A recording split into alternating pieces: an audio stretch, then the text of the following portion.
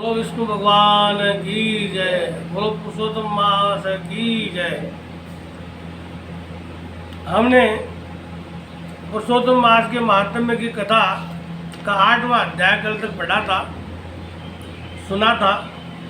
और उस अध्याय में उसे ऋषि की कन्या अपने पिता के मरण के बाद में वो किस प्रकार से विलाप कर रही है, और उसके बाद में वो सभी क्रियाकर्म और देही क्रियाएं अपने पिता की करती है।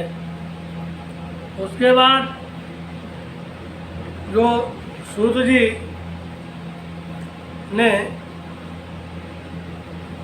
क्या कहा नारद जी से उस ऋषि कन्या के बारे में, आज इस 9वें अध्याय में और अगले अध्याय में हम जानेंगे कि उस कन्या ने क्या किया।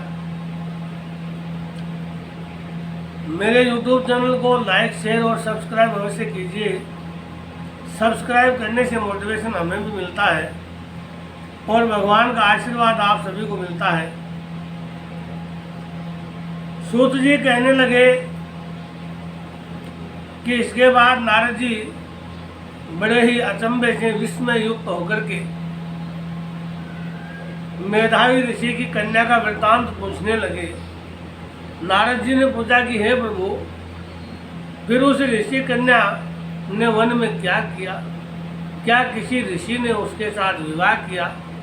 तो नारायण कहने लगे, इस कन्या ने दुख के साथ अपने पिता का स्मरण करते हुए वहाँ आश्रम में रह करके कुछ समय व्यतीत किया। भाग्यवश एक दिन उस वन में अपनी इच्छा से विचरण करते महाकोप वाले दुर्वासा मुनि उधर आ गए। जैसा कि हम सुनते हैं, दुर्वासा मुनि जो थे बड़े ही कोप करने वाले थे, महाकोप वाले थे, बहुत गुस्सा उनको आता था। आश्रम में मुनि को आता हुआ देख करके शोक के सागर में डूबी हुई उस कुमारी ने उठ करके धीरज धारण करके मुनि के चरणों में नमस्कार किया। नमस्कार करके मुनि को अपने आश्रम में लाई,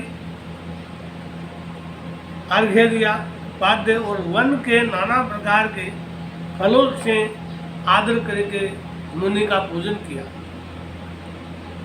फिर कहने लगी, हे मुनि, आपको नमस्कार है। मैं दुर्भागिनी के आश्रम में आपका कैसे आना हुआ और आपके आने से मेरे भाग्य का उदय हो गया है, अथवा मेरे पिता के पुण्य प्रताप से मुझको समझाने के लिए आप आए हैं। आप जैसे महात्माओं के तीर्थ रूपी पाँव के रजकण को स्पर्श कर मेरा जन्म सफल हो गया। जो आप जैसे महात्माओं का मुझे दर्शन हुआ। इस प्रकार कहकर वह बाला उनके आगे चुपचाप होकर के बैठ गई। तब दुर्वासा मुनि कुछ हंसकर बोले, धन्य धन्य हे ब्राह्मण पुत्री, तब तुमने अपने पिता के कुल का उद्धार कर दिया है। कन्या बोली, हे मुनि, आपके वचनों को सुनकर मेरा दुख दूर हो गया है। हे मुनि, आप कृपा कर ऐसा उपाय बतलावें जिससे मेरा दुख दूर हो। मैं दुख शोक में अग्नि की ज्वाला में जल रही हूँ। दुख शोक रूपी जो अग्नि की ज्वाला है उसमें जल रही हूँ। इस अग्नि को शीघ्र बुझाओ। मेरे हर्ष उपजाने वाला कोई और नहीं दिखाई देता है। मुझको धैर्य देने वाली न तो मेरी माता है, न पिता है, न भाई है। मैं दुख पीड़ित किस प्रकार जीवन का निर्वाह करूं? जिस दिशा को देखती हूँ वहीं अंधकार दिखाई देता है। अतः हे तपोनिधे, मेरे दुख को दूर करने का उपाय जल्दी कीजिए। ऐसा कहकर वह बाला उनके आगे बैठ गई। दुर्वासा मुनि उनके उपाय के वास्ते सोचने लगे। श्री नारायण भगवान कहने लगे कि हे नारद, इस प्रकार मुनि कन्या के वचनों को सुनकर मुनि दुर्वासा विचार कर अत्यंत कृपा करके इस बाला को देखकर कुछ हितकारक वचन बोले। ऋषि कहने लगे कि हे सुंदरी, अब से तीसरा मास पुरुषोत्तम मास आएगा। उसमें स्नान करने से मनुष्य सारे दोषों से छूट जाता है। इसके तुल्य कार्तिक आदि कोई भी महीना नहीं है। सब महीने तथा पक्ष और भी जो पर्व है पुरुषोत्तम मास की 16वीं कला के बराबर भी नहीं है।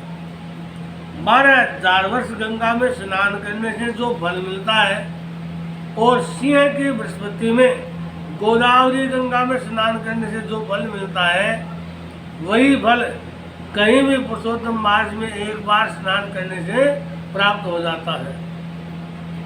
यह श्री कृष्ण भगवान का प्रिय महीना है। इसमें स्नान दान जप आदि करने से सब मनोवांछित फलों की प्राप्ति होती है। इसलिए तुम भी पुरुषोत्तम मास की सेवा करो। मुनिराज कन्या को, जो मुनि की पुत्री कन्या थी, को ऐसे वचन दुर्वासा मुनि ने कहे और वे चुप हो गए। श्री कृष्ण कहने लगे कि हे अर्जुन, मुनि के वचन सुनकर के भाव से प्रेरित होकर वह मूढ़ बाला क्रोधित होकर बोली कि हे ब्राह्मण, मुझको आपके वचन ठीक नहीं लगे। माघ आदि महीने, जिसको बड़ा महीना कहते हैं, किस प्रकार थोड़ा फल देने वाला है, और कार्तिक आदि महीना कैसे कम कहते हो आप उसको? क्या सेवा किया हुआ वैशाख, जिसको बड़ा महीना कहते हैं, क्या वो इच्छित फल नहीं देता है? यह तो मलमास सब कामों में निंदित है। हे मुने, सूर्य संक्रांति से रहित मलमास को आप कैसे श्रेष्ठ कह रहे हो? इस प्रकार क्रोध से कहेंगे। ब्राह्मण की पुत्र के वचनों को सुन करके महर्षि दुर्वासा का शरीर जलने लगा और क्रोध से नेत्र लाल हो गए, परंतु फिर भी अपने मित्र की कन्या को श्राप नहीं दिया और सोचने लगे कि ये कन्या मूर्ख है, अपने हित अहित को नहीं जानती। पुरुषोत्तम का महात्म्य जो बड़े बड़े ज्ञानी भी नहीं जानते, तो कम बुद्धि वाले पुरुष और कन्या कैसे जान सकती है? और ये बिना पिता की कन्या है, दुख रूपी अग्नि से ये जल रही है। मेरे अत्यंत उग्र श्राप को कैसे सहन कर सकेगी? ऐसे उत्पन्न हुए क्रोध को दूर करते हुए और स्वस्थ होकर व्याकुल कन्या से कहने लगे, तू दुखी और नादान है, इसलिए तेरे पर मेरा कुछ भी कोप नहीं। जैसा तेरे भाग्य में है वैसा ही कर, और भी जो कुछ होने वाला है वो सुन। मैं कहता हूँ, तूने जो पुरुषोत्तम मास का अनादर किया है, ये तो निंदित है, बड़ा नहीं है, दूसरे महीने बड़े हैं।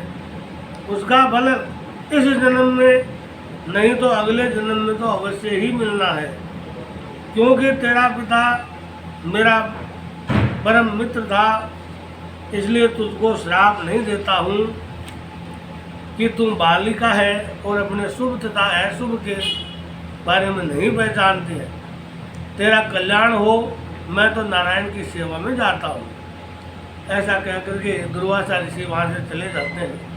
श्री कृष्ण भगवान कहने लगे कि ऐसा कहकर वह महाक्रोधी तपस्वी मुनि झटपट वहाँ से चले गए और उसी क्षण वह कन्या पुरुषोत्तम के प्रभाव से कांतिहीन हो गई।